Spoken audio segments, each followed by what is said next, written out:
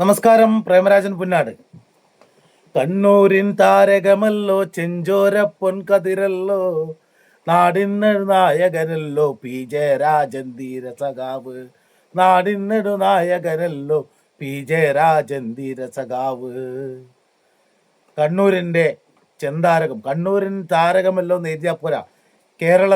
കേരളത്തിൻ താരകമല്ലോ എന്നും പോരാ. ഇന്ത്യയുടെ താരകമല്ലോ, ചെഞ്ചോരപ്പൂം കതിരല്ലോ, നാടിനൊരു നായകനല്ലോ പി ജയരാജൻ ധീര സഖാവ്. ഇന്നത്തെ ദിവസം തന്നെ ഇത് പറഞ്ഞില്ലെങ്കിൽ പിന്നെ ഏത് ദിവസം പറയും? അപ്പോൾ എന്നോട് കുറേ ആളുകൾ, ഞാൻ വീണ തൈക്കണ്ടിയായിട്ടും പിണറായി വിജയനായിട്ടൊക്കെ ബന്ധപ്പെട്ട കുറേ വീഡിയോ ചെയ്തപ്പോൾ കുറേ ആളുകൾ എന്നോട് പറഞ്ഞു, പിണറായി വിജയൻ സഹിച്ചതുപോലെ ഈ പാർട്ടിക്ക് വേണ്ടി ത്യാഗം സഹിച്ച മറ്റൊരു നേതാവില്ല. അദ്ദേഹം അടിവാങ്ങി ഷർട്ടിൽ രക്തം പുരണ്ട് നിയമസഭയിലേക്ക് പോയി.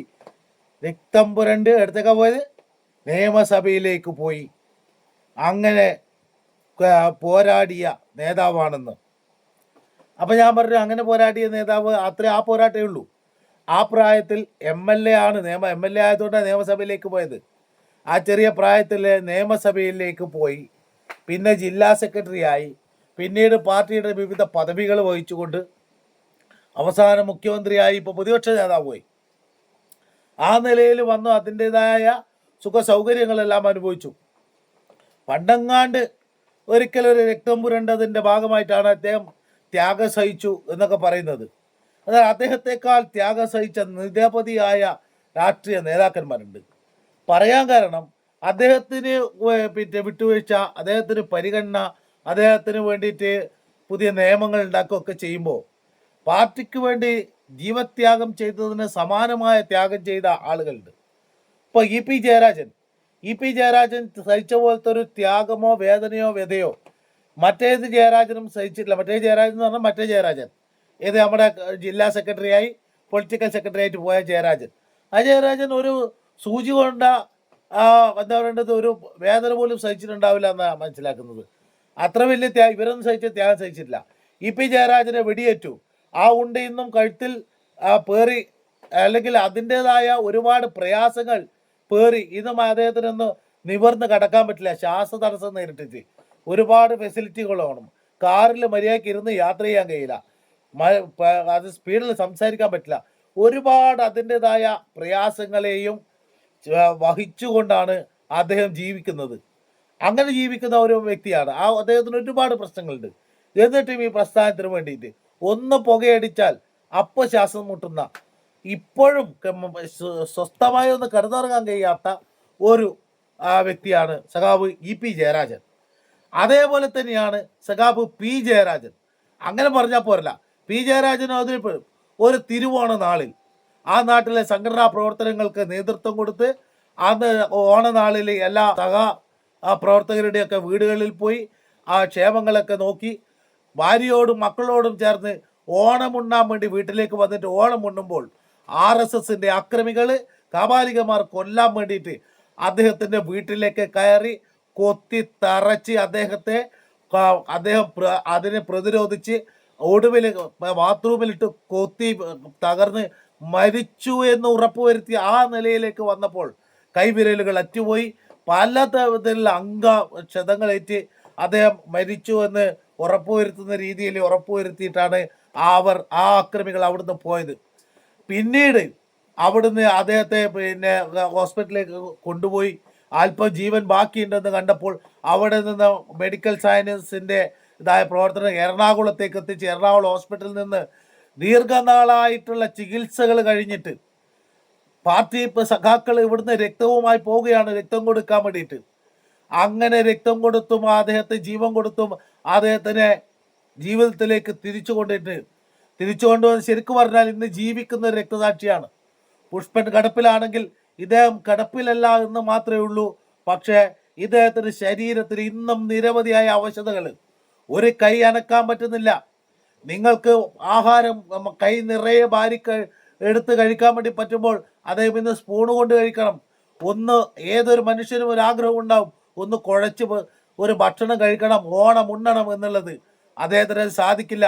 അദ്ദേഹത്തിന് ഒന്ന് മുണ്ട് മുറുക്കി കൊടുക്കണമെങ്കിൽ അദ്ദേഹത്തിന് സാധിക്കില്ല.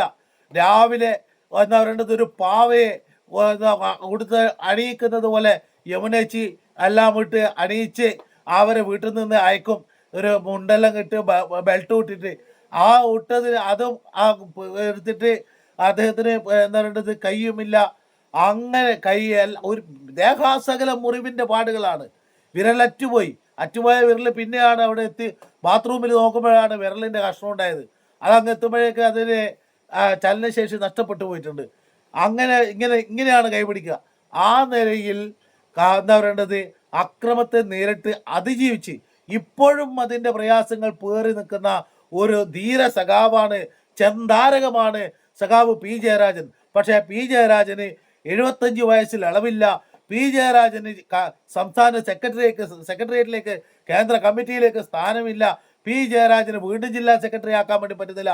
അങ്ങനെ പി ജയരാജനെ ഏതെല്ലാം തരത്തിൽ നിങ്ങൾക്ക് ഒതുക്കാൻ പറ്റുമോ ആ നിലയിലെല്ലാം അദ്ദേഹത്തെ ഒതുക്കുമ്പോൾ ജനഹൃദയങ്ങളിലാണ് സഖാവ് ഉണ്ടാവേണ്ടത്. അതാണ് വേണ്ടത്. ആ ജനഹൃദയങ്ങളിൽ ഇന്നത്തെ പ്രതിപക്ഷ നേതാവിനേക്കാൾ പിണറായി വിജയനേക്കാൾ, അങ്ങനെ തന്നെ പറയാം, പിണറായി വിജയനേക്കാൾ, എം.വി. ഗോവിന്ദൻ മാഷേക്കാൾ, മറ്റാരേക്കാളും മനസ്സിൻ്റെ ഹൃദയത്തിൻ്റെ അകത്ത്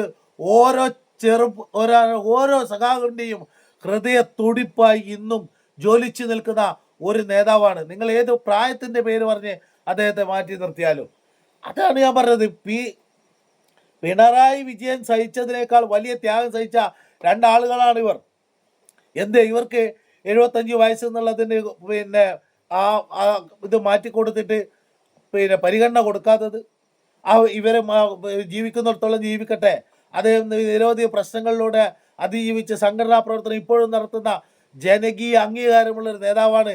അപ്പോൾ അതുകൊണ്ട് 75 വേണ്ട, ഇദ്ദേഹം നിൽക്കുന്ന പോലെ 85, 90 നിൽക്കട്ടെ, അദ്ദേഹം സംസ്ഥാന സെക്രട്ടേറിയറ്റിലേക്ക് വരട്ടെ എന്ന് ചിന്തിക്കാതെ ഒരു ഉറുമ്പ് കടിച്ച നോവ് പോലും ഏൽക്കാത്ത ഒരാളാണ് ഇന്ന് സംസ്ഥാന സെക്രട്ടേറിയറ്റിലേക്ക് വന്നത്.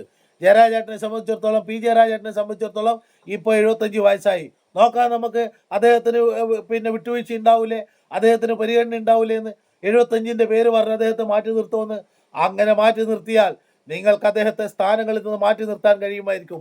പക്ഷേ ഓരോ സഖാവിൻ്റെയും ഹൃദയത്തിൽ ഇന്ന് ഈ കേരളത്തെ ലോകമെങ്ങും കമ്മ്യൂണിസത്തെ നശിപ്പിച്ച പിണറായി വിജയൻ കാരണഭൂതൻ എന്ന് പറഞ്ഞിട്ട് നിങ്ങൾ 40 പാട്ട് എഴുതിച്ചാലും ചെന്താരകമായി, കണ്ണൂരിൻ താരകമായി, വിപ്ലവ സൂര്യനായി ഓരോ വ്യക്തിയുടെ ഇടയിലും ആ പി ജയരാജൻ എന്ന് പറയുന്ന ധീര സഖാവ് ജ്വലിച്ചു നിൽക്കും.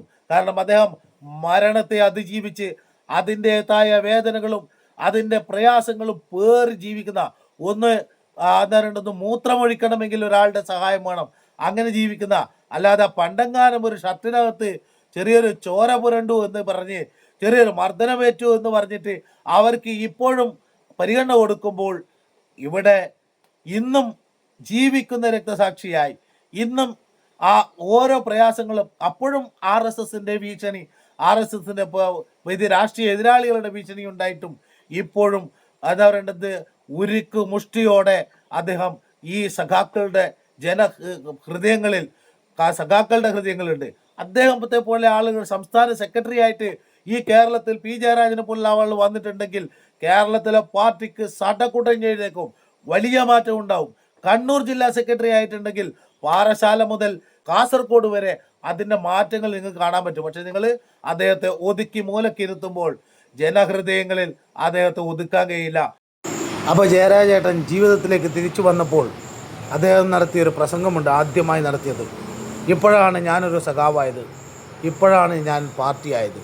പാർട്ടിക്ക് സഖാക്കളുടെ രക്തമാണ് എന്നിലൂടെ ഒഴുകുന്നത്. എൻ്റെ രക്തം മുഴുവൻ ചോർന്നു പോയപ്പോഴും പാർട്ടി സഖാക്കളുടെ രക്തം എന്നിലേക്ക് കൂടി ഒഴുകി ഞാൻ ജീവിതത്തിലേക്ക് വന്നു. അങ്ങനെ അഭിമാനമുള്ള, അങ്ങനെ ആദർശമുള്ള, ഇന്നും രാഷ്ട്രീയ എതിരാളികൾ വേട്ടയാടുന്ന ഒരു നേതാവാണ് സഖാവ് പി ജയരാജൻ. കണ്ണൂരിൻ്റെ താരകം, കേരളത്തിൻ്റെ താരകം, കണ്ണൂരിൻ താരകമല്ലോ, ചെഞ്ചോരപ്പൂം കതിരല്ലോ, നാടിൻ നായകനല്ലോ പി ജയരാജൻ ധീര സഖാവ്. സഖാവെ വിപ്ലവ അഭിവാദ്യങ്ങൾ, സഖാവെ അഭിവാദ്യം.